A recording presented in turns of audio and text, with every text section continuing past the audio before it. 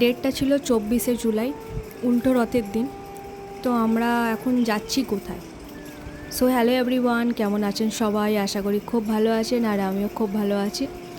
তো চলো ব্লগটা দেখতে থাকো।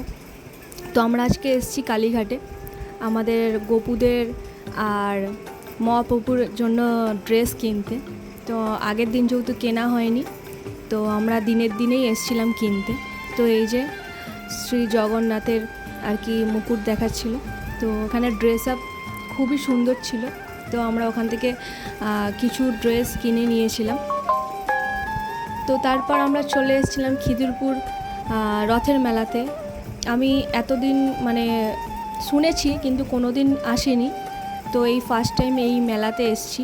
আর এসে যা দেখলাম, এত পরিমাণে ভিড় যে কি বলবো। কারা কারা এই রথের মেলাতে এসেছেন প্লিজ কমেন্ট করে জানাবেন। তো আমি ফার্স্ট টাইম এসেছি, আর এতটাই ভিড়, লাস্টে আমাকে ফুটপাথ থেকে হাঁটতে হয়েছে, যেহেতু এটা রাস্তার উপরেই আর কি মেলাটা হয়, রাস্তা ব্লক করে। তো সেই কারণে, আর এটা হচ্ছে সোজা রথ আর উল্টো রথেই হয়, মাত্র 2 দিনের জন্য বছরে, যার কারণে প্রচুর পরিমাণে ভিড় থাকে।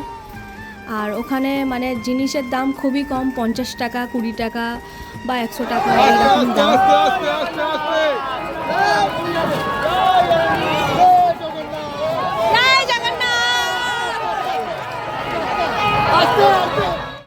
তো আস্তে আস্তে মানুষের ভিড় আরও বেড়ে যাচ্ছিল।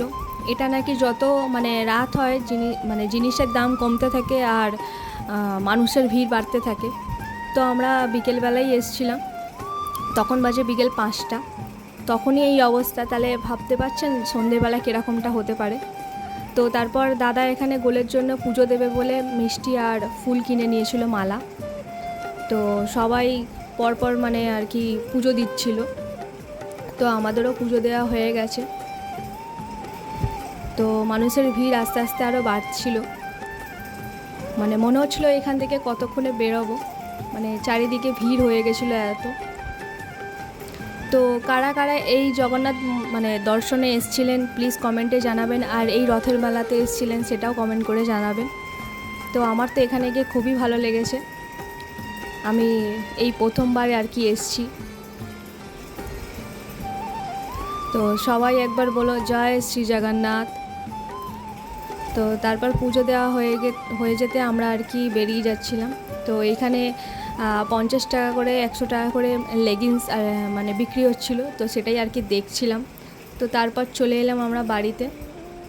তো এই যে আমাদের ঘরের এবার মহাপ্রভুদের আর কি ড্রেস পরানো হচ্ছে।